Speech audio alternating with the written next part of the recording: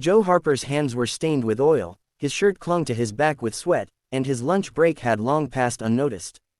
It was another regular day at the regional airfield just outside of Houston, Texas. Joe didn't mind the long hours. He was used to it. Being a single father raising his 12-year-old son, Cody, left little room for rest or luxury. But what he lacked in money, he made up for in integrity and work ethic. That morning, a sleek private jet landed unexpectedly, its silver fuselage gleaming like it had never seen a cloud. Word traveled fast in the hangar. Michael Langford, a billionaire tech mogul, was flying through for an urgent investor meeting in LA. The jet had stopped for routine refueling and inspection. The mechanics gathered around to admire the aircraft, but most kept a respectful distance. Joe, however, couldn't help but frown. As he passed the jet's nose, he paused, cocking his head. Something was off, a faint whirring sound, like a loose gear rubbing where it shouldn't. The others didn't notice it, but Joe's ears had been trained over 2 decades. He grabbed a flashlight and crouched under the aircraft's belly. "Joe," his supervisor called out, "leave it. It's a luxury jet, fully automated diagnostics. We just top off the fuel." But Joe was already digging in. It wasn't about money or whose name was on the tail of the jet. If something sounded wrong, it was wrong. What he found chilled him. A vibration sensor tied to the jet's auxiliary power unit was loose, one that directly controlled the aircraft's backup power and auto-navigation systems. If left unfixed, and the main system glitched mid-air, the jet would become a 000 mph bullet with no control. He reported it to the shift manager, but the guy brushed it off, muttering something about not getting sued for delaying a billionaire's flight. Joe, though, couldn't walk away. He logged it officially and insisted they delay takeoff until it was addressed.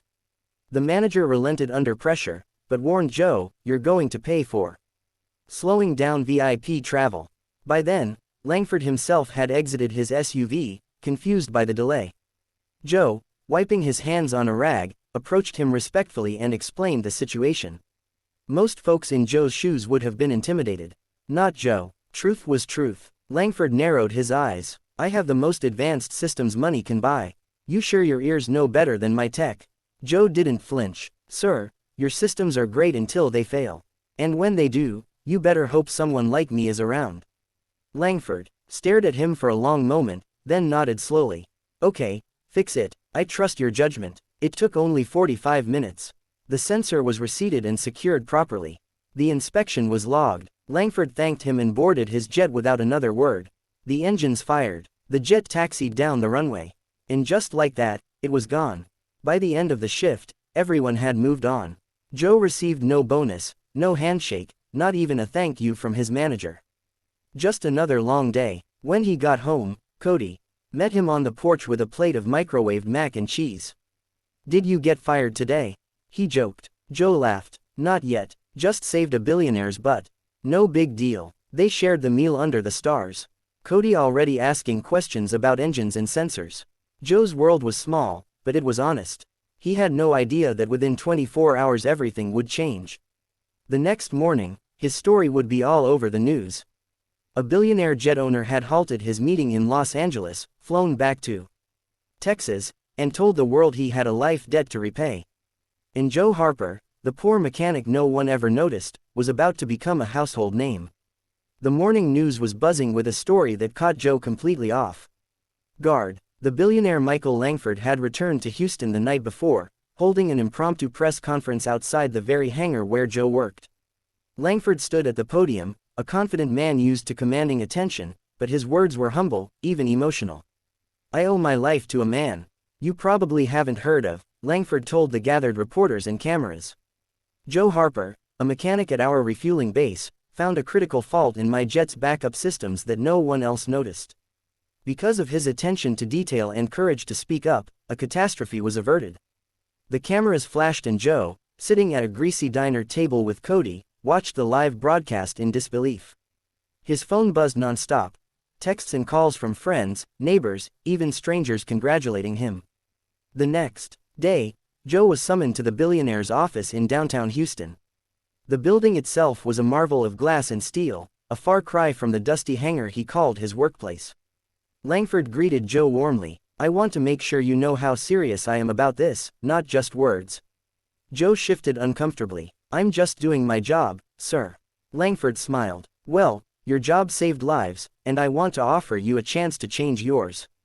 Joe listened as Langford laid out his proposal, a scholarship fund for Joe's son, Cody, to attend one of the best STEM schools in the country. Not only that, Langford offered to invest in upgrading the airfield's maintenance facilities, ensuring mechanics like Joe had the tools they needed. But there was more. I want you to lead a new training program, Langford said. To teach young people how important these small details are, to inspire them like you inspired me.